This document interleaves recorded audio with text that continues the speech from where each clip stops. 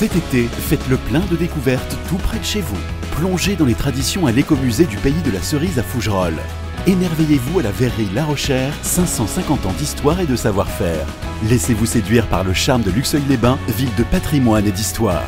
Des sorties, des animations pour petits et grands à partager en famille. Info sur luxeuil-vosges-sud.fr. Comptoise Radio, conseil d'experts. Bonjour Mathieu Cucherosset. Bonjour.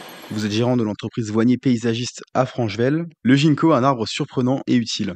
Un arbre assez fascinant et qui est un véritable trésor botanique. Il est surnommé aussi l'arbre aux 40 écus et il intrigue un peu par sa longévité et son esthétique assez unique. Il est originaire d'Asie, il a été introduit en Europe il y a plusieurs siècles et il est désormais très apprécié dans nos parcs et jardins.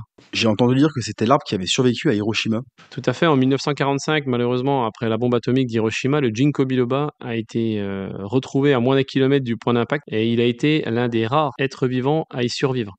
Il est devenu un symbole international de résilience et d'espoir.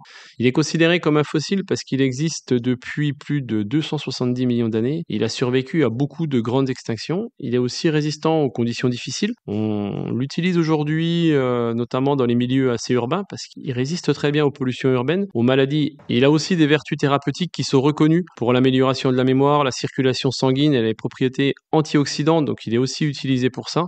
Et puis bien entendu par son histoire, il est symbole d'une forte longévité.